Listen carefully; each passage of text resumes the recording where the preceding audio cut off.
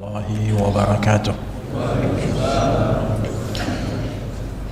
الحمد لله رب العالمين وبه نستعين على أمور الدنيا والدين.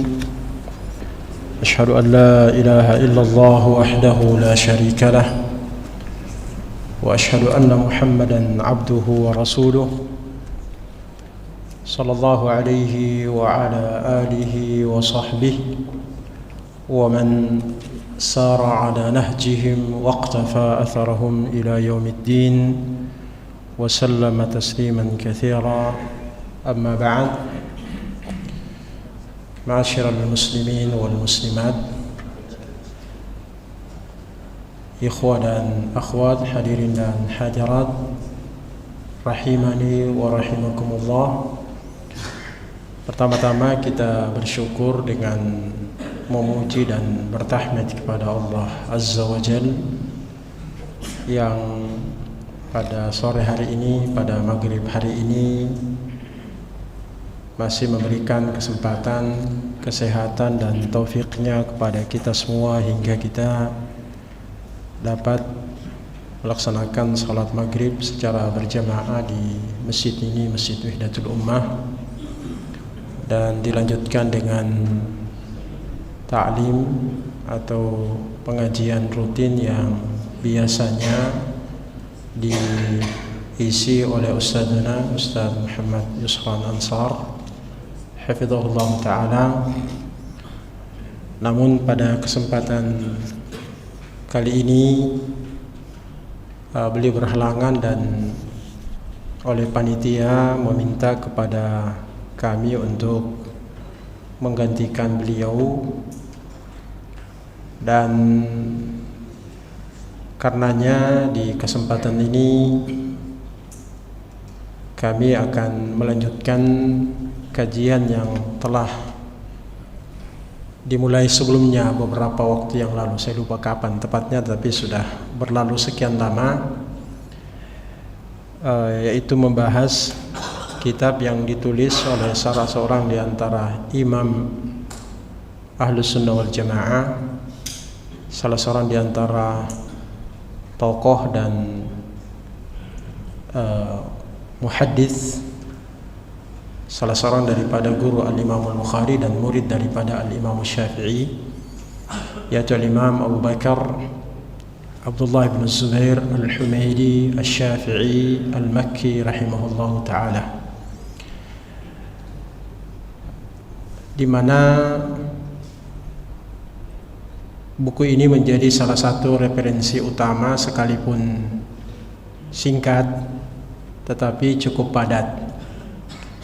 Menjadi referensi karena ditulis oleh seorang imam yang hidup di abad kedua Hijriah, wafat di 1/5 pertama dari abad ketiga Hijriah, tahun 219 Hijriah. Ini menjadi penting sebab dalam keilmuan Islam semakin dekat dengan masa nubuwah, masa kenabian, generasi Rasulullah dan para sahabat, semakin dekat seseorang dengan masa itu, maka semakin kuat dan semakin otentik pemahaman, dan karenanya kita lebih lebih yakin dengan apa yang mereka sampaikan dan mereka tuliskan lewat karya-karya mereka. Kalau dalam ilmu hadis, biasanya para muhadits itu memburu mencari apa yang disebut dengan ulus sanad, jadi sanad yang tinggi, di mana seorang muhadits ketika jarak yang mengantarai antara dirinya dengan Rasulullah lebih sedikit muhaditsnya, maka itu dipandang sebagai ulus sanad, tidak banyak yang menjadi perantara. Nah, demikian halnya dengan hal ini.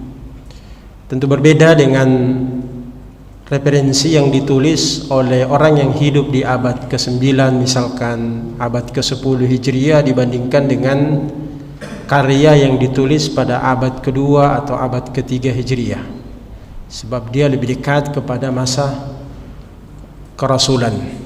Apalagi kalau menggunakan pendekatan yang dikatakan oleh Nabi SAW, khairun nasi qarni, thumma alladhina yalunahum, thumma alladhina yalunahum. Sebaik-baik manusia adalah generasiku, kemudian generasi sesudahnya, lalu generasi sesudahnya. 3 generasi. Nah, di kitab ini, pembahasan yang lalu sebelumnya kita membahas satu topik utama yang dibahas oleh Al-Imam Al-Humaidi tentang persoalan takdir. Ini kita sudah bahas yang lalu, dan karenanya untuk melanjutkannya kita pindah kepada topik yang lain yang berkenaan dengan esensi keimanan menurut Ahlus Sunnah wal Jamaah. Buku ini ditulis oleh beliau dan dikenal sebagai Usulus Sunnah, Usul As-Sunnah. Yang dimaksud adalah prinsip-prinsip Ahlus Sunnah, prinsip-prinsip akidah Ahlus Sunnah wal Jamaah. Di buku ini beliau hanya menulis beberapa poin utama yang masuk di dalam prinsip Ahlus Sunnah wal Jamaah. Nampaknya di zaman beliau belum banyak fenomena penyimpangan pada sisi-sisi yang lain, maka beliau mentarkiz pada apa yang dikemukakan di buku ini, antara lain tentang takdir, karena persoalan takdir adalah persoalan yang terhitung sebagai pemicu-pemicu awal dalam perpecahan terhadap perpecahan umat di masa awal, bahkan masih di abad pertama Hijriah. Kemudian juga persoalan keimanan. Bahkan persoalan keimanan ini menjadi satu topik utama dan pertama yang menyebabkan adanya bahagian daripada umat ini yang menyempal, yaitu kelompok Khawarij dan disusul kemudian oleh Murji'ah. Ini persoalannya adalah persoalan keimanan. Nah, ini yang ditulis oleh Imam Al-Humaidi di sini untuk menggarisbawahi tentang prinsip Ahlus Sunnah. Di awal buku beliau katakan as-sunnatu indana. Jadi prinsip Ahlus Sunnah menurut kami, beliau menukilkan tentu saja prinsip-prinsip Ahlus Sunnah wal Jamaah. Salah satunya adalah wa annal imana qaulun wa amal yazidu wa yanqus wa la yanfa'u qaulun illa bi'amal wa la amala wa la qawla illa biniyah wa la qawla wa amala wa niyata illa bisunnah. Ini paragraf singkat tetapi padat. Di tempat yang lain kita lewati sedikit, menukil apa yang beliau nukil, membaca apa yang beliau nukil dari salah seorang imam yang lain di antara imam-imam Ahlus Sunnah wal Jamaah, yaitu Sufyan Ibnu Uyainah rahimahullahu ta'ala, guru daripada Imam Syafi'i. Dan Al-Humaidi adalah murid daripada Imam Syafi'i. Beliaulah yang menemani Imam Syafi'i hijrah dari Mekah ke Mesir, dan beliau mulazamah dengan Imam Syafi'i sejak masih di Mekah sampai di Mesir, dan tidak kembali dari Mesir ke Mekah kecuali setelah wafatnya Imam Syafi'i pada tahun 205 Hijriah. Jadi beliau diantara murid utama dan murid dekat Al-Imam Asy-Syafi'i rahimahullahu ta'ala, dan beliau seorang muhaddits. Beliau nikil, wa sami'tu Sufyana yaqul al-imanu qaulun wa amal wa yazidu wa yanqus. Faqala lahu akhuhu Ibrahim bin Uyainah, ya Aba Muhammad, la taqulu yanqus.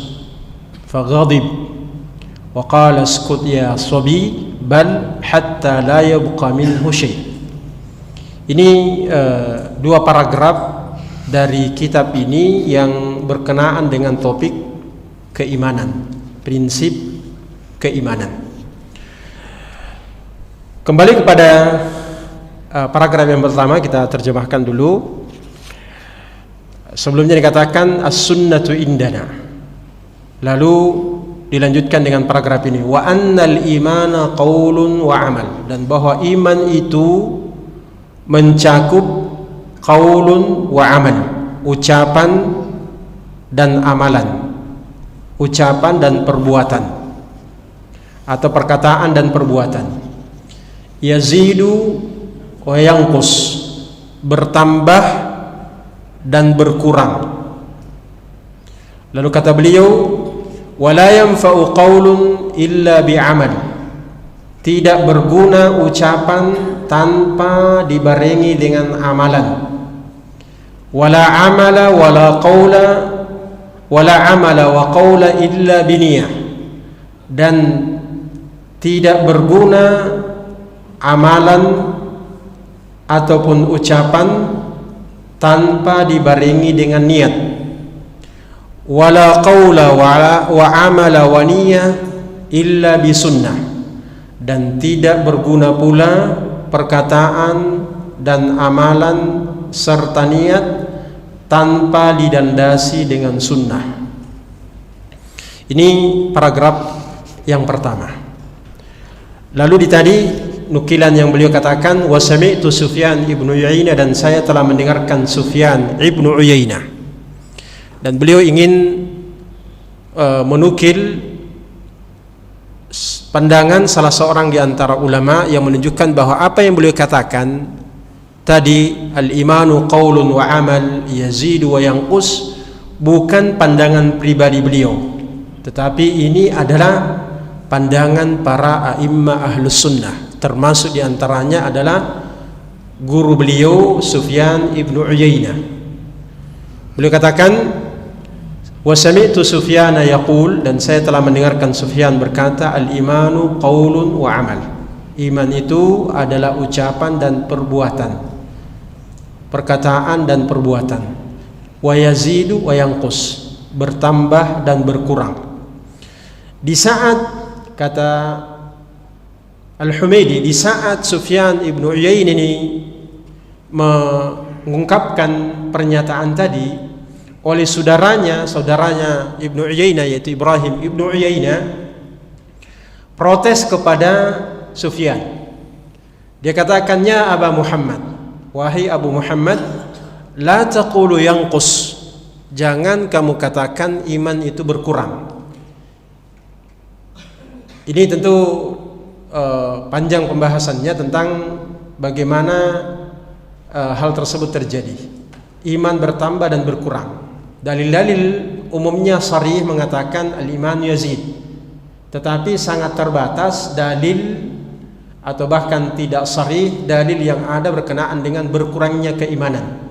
Maka dia katakan kepada Sufyan, la taqulu yanqus. Akhirnya Sufyan marah kepada saudaranya Ibrahim tadi. Lalu dia katakan, uskut ya sabi, diam kamu wahai anak kecil. Ini prinsip yang beliau ingin pertegas, bahwa ini prinsip beliau, dan yang mengatakan tidak berkurang ini tentu dipandang tidak wajih, bahkan dikatakan ini pandangan anak kecil. Bal hatta la yabqa minhu syai'. Kenyataannya iman itu berkurang hingga benar-benar tidak tersisa lagi sedikit pun. Jadi beliau ingin pertegas bahwa prinsip Ahlus Sunnah wal Jamaah, iman itu bertambah dan berkurang. Hadirin dan hadirat sekalian, ikhwan dan akhwat yang dimuliakan Allah Azza wa Jalla, ini dua paragraf yang singkat tetapi padat. Dijelaskan dalam kitab-kitab yang lain oleh para ulama dijabarkan dalam beberapa poin, termasuk ya di dalam naskah yang disusun oleh tim di Wahdah Islamiyah, aqidatuna wa manhajuna. Salah satu poin yang dipertegas dalam aqidatuna wa manhajuna ini adalah prinsip ini. Ya. Di matan aqidatuna wa manhajuna itu dengan jelas dikatakan pada pembahasan yang ketiga, bagian ketiga konsepsi iman, al-imanu qaulun wa amal yazidu bit ta'ati wa yanqusu bil ma'siyah fahuwa qaulul qalbi wal lisan wa amalul qalbi wal lisani wal jawarih. Lalu dijabarkan lagi selanjutnya. Nah, ini menarik bahwa hari ini referensi apa yang ditulis oleh tim yang menyusun aqidatuna wa manhajuna yang menjadi nuskha dan pegangan di Wahdah Islamiyah merujuk kepada karya-karya para ulama kita terdahulu. Salah satunya adalah yang ditulis oleh Al-Imam Al-Humaidi dan juga ditulis oleh para ulama yang lain. Dan ini yang kita katakan bahwa dalam studi keislaman, apalagi dalam bidang akidah, semakin klasik referensi itu semakin memiliki nilai ilmiah yang kuat. Ya, tentu beda dengan disiplin ilmu eksakta yang semakin mutaakhir, semakin kontemporer, karena didasarkan pada penelitian tentu semakin semakin bagus. Baik, jadi di sini sudah dipertegas. Ini prinsip Ahlus Sunnah wal Jamaah. Prinsip ini ditulis oleh para a'immah di masa itu untuk menggarisbawahi pegangan Ahlus Sunnah wal Jamaah yang menjadi pembeda siapa Ahlus Sunnah wal Jamaah yang sesungguhnya dan siapa yang menyimpang dari prinsip Ahlus Sunnah wal Jamaah, utamanya dalam poin-poin yang ditulis oleh mereka. Di masa itu, sebelum kemudian Al-Imam Al-Humaidi, telah muncul dua kelompok utama yang menyelisihi Ahlus Sunnah wal Jamaah. Di satu sisi muncul Khawarij, kemudian diwarisi oleh Mu'tazilah dalam prinsip keimanan. Kemudian di sisi lain sebagai antitesa terhadap ide-ide dan gagasan dari Mu'tazilah dan Khawarij sebelumnya, muncul Murji'ah dengan prinsip yang berbeda dalam konsepsi keimanan, di mana Murji'ah memandang iman itu tidak mencakup amalan, cukup dengan keyakinan hati. Sebagian di antara kelompok Murji'ah selain keyakinan hati harus dibarengi dengan ucapan lisan, dengan syahadat. Jadi ini sisi yang telah muncul sebelumnya yang menegasikan amalan dari keimanan, bahwa masih tetap dipandang oleh mereka sosok yang telah memiliki keyakinan dalam dirinya, sekalipun tidak diikrarkan oleh kelompok ekstrem di antara mereka, atau meyakini dalam hati lalu diikrarkan dengan lisan tanpa dibarengi dengan amalan, itu masih dipandang oleh mereka sebagai orang yang beriman. Ini pegangan dan prinsip Murji'ah, di mana Murji'ah dikenal sebagai Murji'ah karena mereka menegasikan, mengeluarkan amalan dari keimanan. Sebelumnya Khawarij tetap memasukkan amalan di dalam keimanan, bahwa iman mencakup pengamalan. Tetapi mereka kemudian menyimpang karena menganggap amalan itu, iman itu adalah satu kesatuan yang utuh yang tidak bisa bertambah dan berkurang. tidak bisa berkurang. Kapan keimanan berkurang, maka keluar dari iman dan masuk ke dalam imma kepada kekufuran seperti prinsip Khawarij, atau dia berada pada posisi antara iman dan kufur. Ini prinsip Al-Mu'tazilah yang dikenal dengan Al-Manzilah bainal manzilatain. Jadi kedua kelompok ini, Khawarij dan Mu'tazilah, memandang bahwa amalan itu bagian daripada iman. Hanya saja pandangan mereka mengatakan bahwa iman itu adalah satu kesatuan yang utuh, yang jika berkurang, yaitu berkurang dengan kemaksiatan, maka imannya keluar. Hasilnya, yang keluar keimanannya dinamai oleh kelompok Khawarij sebagai orang yang kafir, sehingga pelaku dosa besar bagi mereka adalah kafir, dan dinamai oleh orang Mu'tazilah sebagai orang yang berada pada manzilah bainal manzilatain, yaitu manzilah kedudukan antara iman dan kufur. Nah, ini untuk menggambarkan bahwa sebelum kemudian ditulis prinsip ini oleh para ulama Ahlus Sunnah wal Jamaah, dan itu sudah pegangan sebetulnya, tetapi membukukannya, mengkodifikasikannya itu datang kemudian. Karena prinsipnya bahwa prinsip akidah Ahlus Sunnah wal Jamaah ini adalah prinsip yang ada sebelum munculnya sekte-sekte tersebut. Tetapi pembukuannya, sebagaimana juga disiplin ilmu yang lain, itu bertahap, ya. Nah, di sini yang ditekankan oleh Al-Imam Al-Humaidi dalam paragraf pertama ini, beliau katakan al-imanu qaulun wa amal yazidu wa yanqus. Menggabungkan dua prinsip utama dalam prinsip keimanan yang membedakan antara Ahlus Sunnah wal Jamaah dengan Murji'ah di satu sisi dan Khawarij bersama Mu'tazilah di sisi yang lain. Ketika beliau mengatakan al-imanu qaulun wa amal, itu berarti bahwa di tiga kosakata ini, iman, qaulun wa amal, beliau sudah memasukkan amalan bagian daripada iman. Itu berarti sudah berbeda dengan prinsip Murji'ah yang mengatakan amalan bukan bagian daripada iman. Karena bagi mereka keimanan itu adalah sekedar keyakinan hati. Sebagian menambahkan, selain keyakinan hati harus diikrarkan dengan lisan tanpa dihubungkan dengan amalan. Jadi Al-Humaidi dengan pernyataannya al-imanu qaulun wa amal, qaulun wa amal, amalan bahagian daripada iman.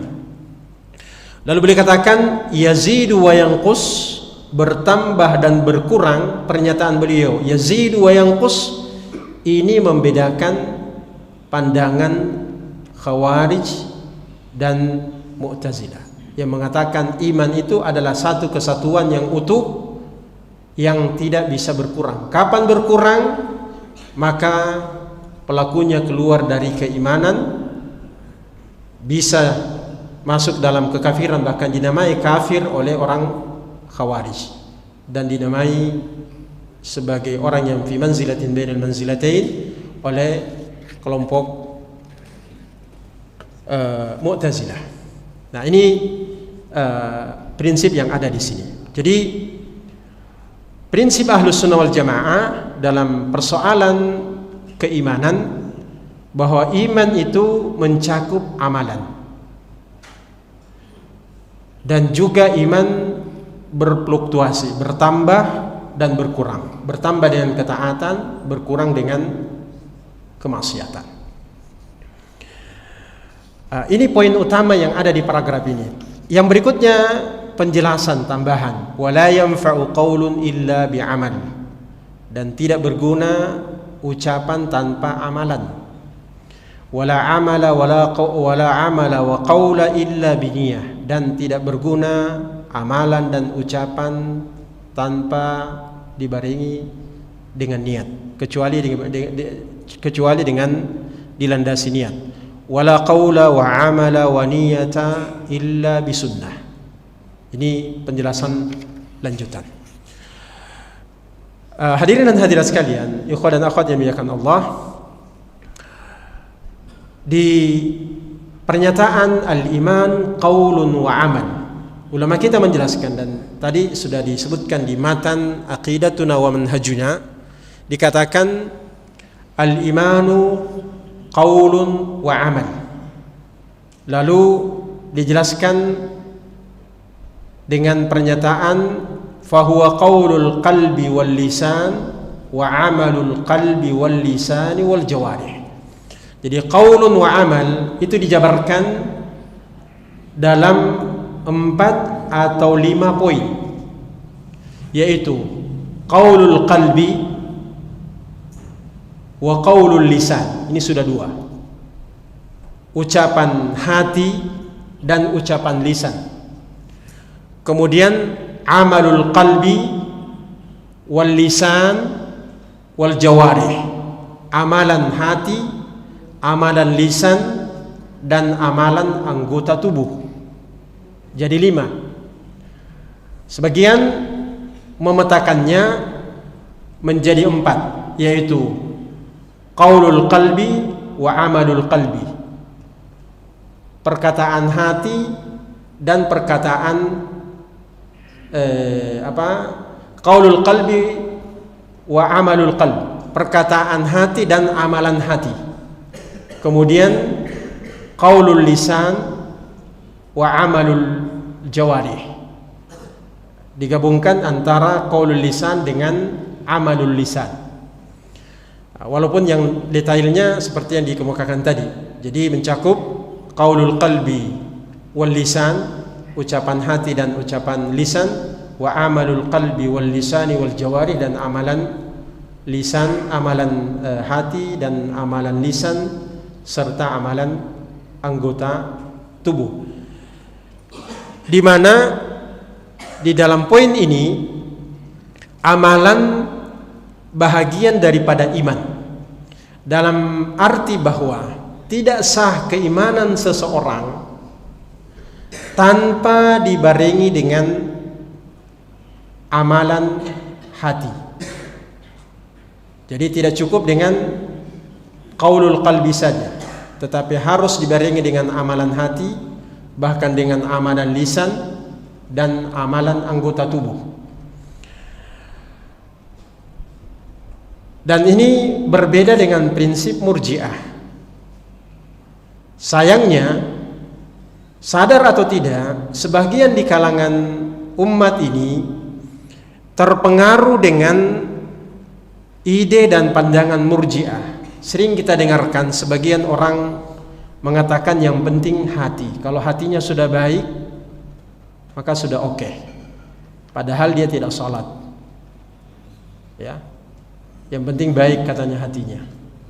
Padahal ini tidak sejalan dengan prinsip Ahlus Sunnah. Ini lebih dekat dengan prinsip dan ajaran Murji'ah yang memandang bahwa tidak penting itu amalan. Yang penting adalah hati atau keyakinan hati. Ya, saya kira sering kita dengarkan ungkapan yang seperti itu. Padahal ini menyimpang dari prinsip Ahlus Sunnah wal Jamaah dalam persoalan ini. Nah, di sini nampak jelas bahwa Ahlus Sunnah wal Jamaah dalam pembahasan ini memasukkan amalan sebagai bahagian daripada iman. Dan amalan yang dimaksud adalah sebagai syartu sihah. Artinya bahwa tidak sah keimanan seseorang tanpa ada unsur amal yang mencakup 3 tadi: amalan hati, amalan lisan, dan amalan anggota tubuh. Sebagaimana juga ada qaulul qalbi dan qaulul lisan, ucapan hati dan ucapan lisan. Apa yang dimaksudkan oleh Ahlus Sunnah wal Jamaah dengan qaulul qalbi dan amalul qalbi? Qaulul qalbi Ini adalah ungkapan narasi yang digunakan oleh Ahlus Sunnah wal Jamaah dalam menjelaskan keterkaitan antara amalan dengan keimanan. Dan yang dimaksudkan dengan qaulul qalbi adalah iqanuhu wa tasdiquhu, keyakinan hati dan pembenaran hati terhadap apa yang diyakininya. Dan inilah asal usul daripada keimanan. Iman itu muncul, lahir dari keyakinan hati terhadap apa yang diyakini. Yakin tentang kebenaran apa yang disampaikan oleh Nabi sallallahu alaihi wasallam. Itu bahagian daripada amalul qalb.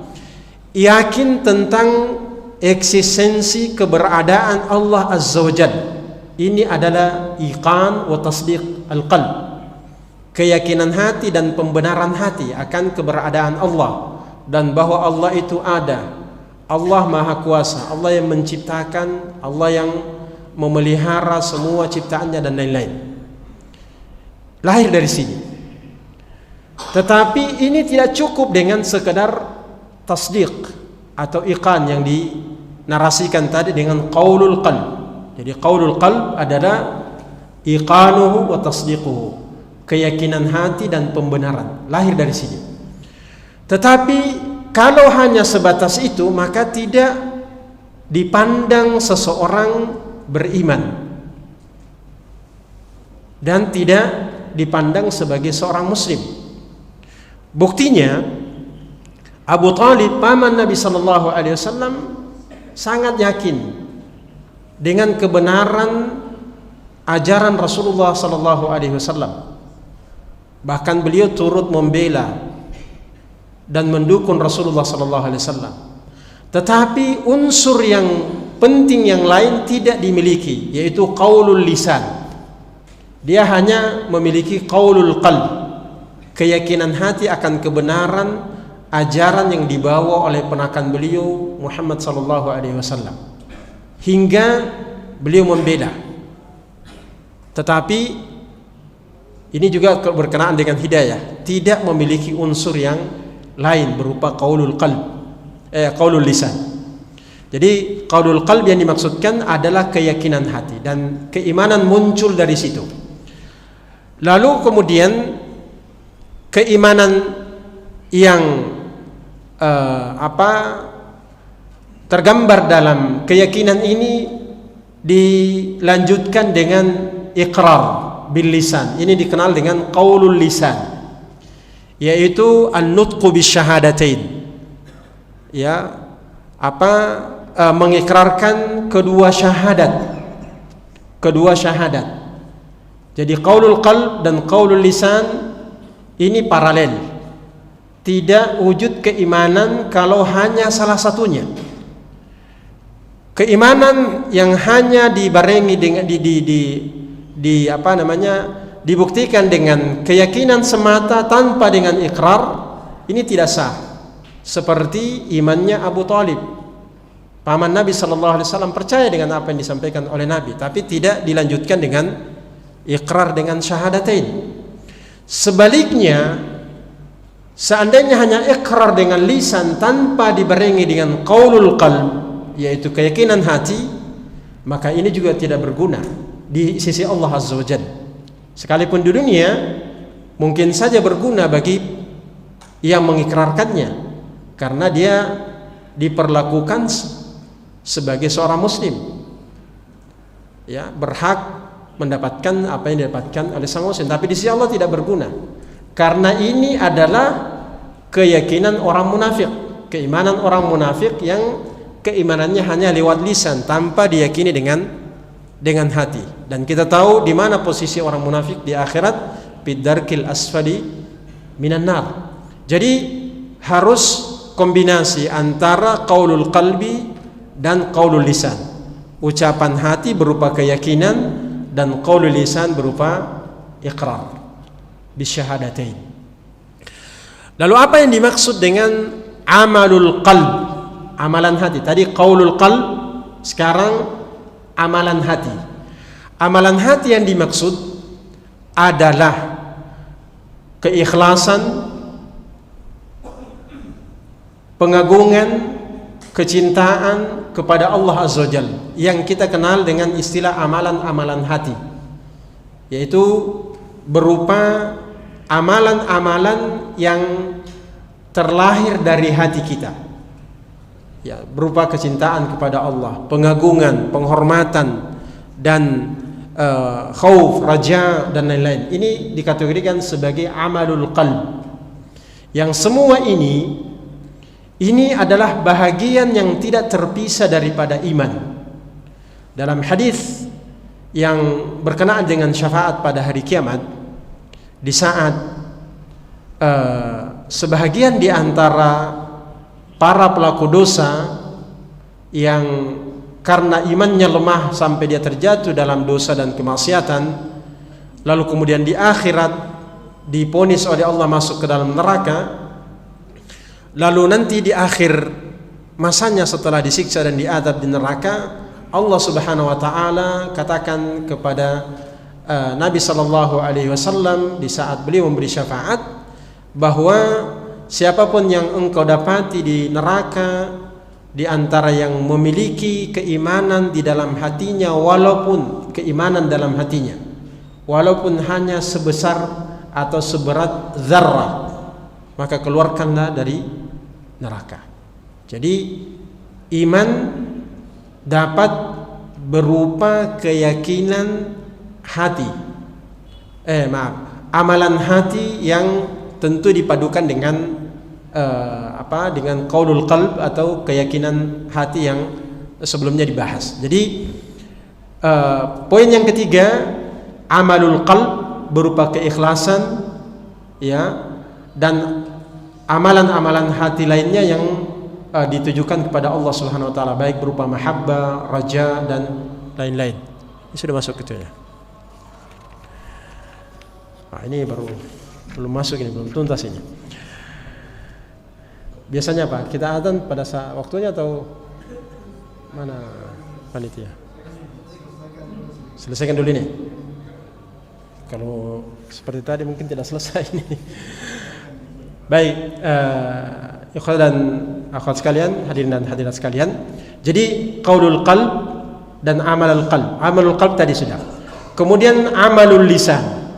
Amalul lisan adalah amalan-amalan yang ditunaikan lewat lisan kita yang lebih daripada atau setelah iqrar dengan syahadatain. Jadi semua amalan yang kita tunaikan lewat lisan kita, maka itu terhitung bahagian daripada iman. Berupa misalkan tilawatul Quran, zikir, amar ma'ruf, nahi mungkar dengan lisan. Ini bahagian daripada amalan lisan yang otomatis bahagian daripada keimanan.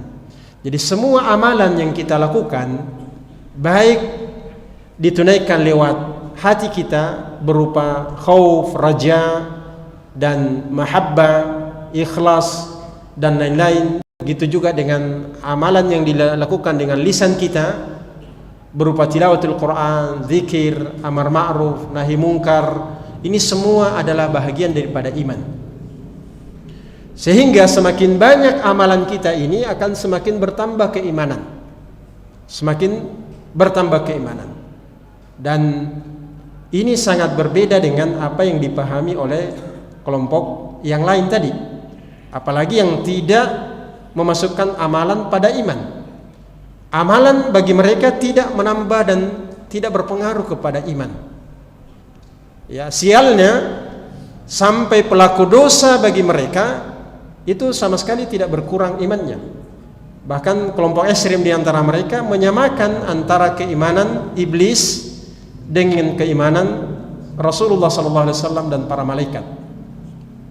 Ini karena tidak ada hubungannya antara iman dengan amal bagi mereka. Qaulun wa amal. Amalul jawarih, amalan anggota tubuh, inilah amalan yang kita kerjakan lewat anggota tubuh kita. Dan amalan zahir biasanya paralel dengan amalan anggota tubuh. Iya, berupa salat 5 waktu, puasa, haji, dan semua amalan yang dilakukan dengan anggota tubuh kita. Kenyataannya, mau tidak mau sebagian mereka tidak bisa memungkiri tentang amalan lisan dan amalan anggota tubuh. Tetapi amalan amalan hati dan amalan lisan, mereka sebagiannya akui sebagai bahagian daripada iman. Tetapi ketika berhubungan dengan amalan anggota tubuh, mereka menolaknya, terutama yang kelompok yang ekstrim tadi.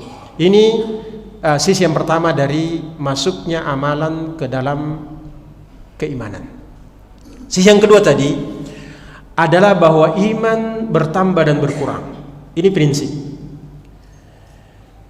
Dan karenanya dengan prinsip ini Ahlus Sunnah wal Jamaah kukuh mengatakan orang yang terjatuh dalam dosa dan kemaksiatan, selama kemudian dosa dan kemaksiatan yang dilakukannya bukan termasuk di antara nawaqidul iman, prinsip-prinsip yang bisa membatalkan keimanan dan keislaman, maka mereka itu tetap berada dalam keimanan sekalipun imannya tidak sempurna. Sekalipun imannya tidak sempurna. Maka prinsip yang dipegang Ahlus Sunnah wal Jamaah menyikapi para pelaku dosa, dikatakan mereka itu adalah mukminun bi imanihi, fasiqun bi kabiratihi. Mereka adalah beriman dengan keimanannya tetapi fasik dengan dosanya. Dalam arti kata, imannya tetap ada tetapi tidak sempurna sehingga tidak digelari sebagai mukmin secara mutlak, namun digelari sebagai mukmin yang fasik. Mukmin yang fasik, atau dengan ungkapan yang lain adalah mukminun naqisul iman, orang yang beriman tetapi imannya tidak sempurna. Ini beda dengan apa yang dinyatakan oleh orang Murji'ah. Orang Murji'ah berangkat daripada prinsip tadi bahwa tidak ada hubungan antara amalan dengan iman, sehingga bagi mereka pelaku dosa besar itu sama dengan orang yang taat sepenuhnya, tidak berkurang imannya, tetap dikatakan mukmin sempurna imannya. Sisi lain, seperti tadi digambarkan, kelompok Khawarij sudah mengeluarkan pelaku dosa dari keimanan dan digelari sebagai kafir. Orang Mu'tazilah menggelarinya sebagai fi manzilatin bainal manzilatain, mengeluarkan juga dari iman. Bedanya hanya istilah. Karena bagi mereka pelaku dosa besar, Mu'tazilah, pelaku dosa besar itu ibaratnya seperti seseorang yang keluar dari satu daerah, dari tempatnya menuju ke tempat yang lain. Sudah keluar dari daerahnya tapi belum sampai ke tempat yang dituju. Ini tadi berada pada posisi antara dua daerah, daerah yang ditinggalkan dan daerah yang dituju. Artinya dia keluar dari keimanan tapi belum masuk dalam kekufuran. Ini berarti sama saja dengan Khawarij. Bedanya Khawarij menyatakan dengan terang-terang bahwa pelaku dosa besar kafir, sementara Mu'tazilah tidak menggelarinya, dia lebih soft dan mengatakan dia fi manzilatin bainal manzilatin. Tapi ketika dianalisa lebih jauh, dia mengatakan keluar dari iman cuma belum sampai pada kafir. Itu berarti kan sama saja. Nah, Ahlus Sunnah wal Jamaah mengatakan tidak. Pelaku dosa besar dia tetap dengan keimanannya, mukmin tapi imannya tidak sempurna. Ini di dunia, dan di akhirat ini dalam pembahasan akidah disebut dengan babul asma'i wal ahkam. Ya, jadi istilah atau nama yang disematkan kepada orang yang seperti ini. Apakah disebut sebagai mukmin dan apa hukumnya? Ahlussunnah wal Jamaah menghukuminya sebagai orang yang di dunia mukmin tetapi imannya tidak sempurna. Di akhirat tahtal masyiah. Di akhirat nanti ini berada pada masyiatullah, kehendak Allah Azza wa Jalla. Selama dia sebelum wafat tidak sempat bertaubat dan dosa yang dilakukannya bukanlah kesyirikan, maka ini tahtal masyiah di akhirat. Jika Allah Subhanahu wa taala berkenan mengampuninya, maka selanjutnya Allah masukkan ke dalam syurga. Dan jika Allah tidak berkenan mengampuninya, maka orang yang seperti ini akan masuk ke dalam neraka dan disiksa di neraka sesuai dengan kadar dosa dan kemaksiatannya. lalu selanjutnya dikeluarkan dari neraka dan dimasukkan ke dalam surga, baik dengan syafaat para pemberi syafaat termasuk Rasulullah SAW, ataupun dengan rahmat dan kasih sayang dari Allah Azza wa Jalla. Ini peta berkenaan dengan pembahasan ini, bahwa berangkat dari prinsip al-imanu qaulun wa amal yazidu wa yanqus, Ahlus Sunnah wal Jamaah ini dimaksudkan prinsip ini sebagai pembeda antara pegangan Ahlus Sunnah menyikapi dosa dan kemaksiatan dan para pelaku dosa dan kemaksiatan di dunia dan di akhirat.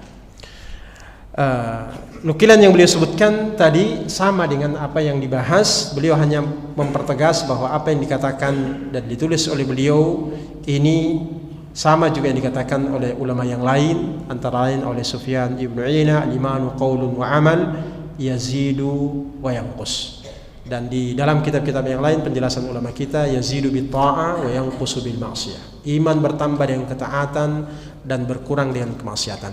Hal yang sangat penting, ikhwan dan akhwat sekalian, hadirin dan hadirat sekalian, adalah bahwa salaf dahulu itu benar-benar peduli terhadap bagaimana iman itu bisa bertambah dan menghindari berkurangnya keimanan. Maka sebagian asar dari mereka mengatakan ta'alu nu'minu sa'ah atau ta'al najlis nazdadu imanan. Mari kita bermajlis, berhalaqah, mungkin bahasa kita hari ini bertarbiyah untuk menambah keimanan. Ini bahagian daripada asar yang mereka kemukakan berkenaan dengan ini. Sayangnya waktu terbatas dan sudah habis. Berkenaan dengan sebab-sebab bertambah dan berkurangnya iman, ada kitab disertasi tulisan atau karya dari Profesor Dr. Syekh Abdul Razak Ibnu Abdul Muhsin Al-Badr Al-Abbad hafizahullah ta'ala.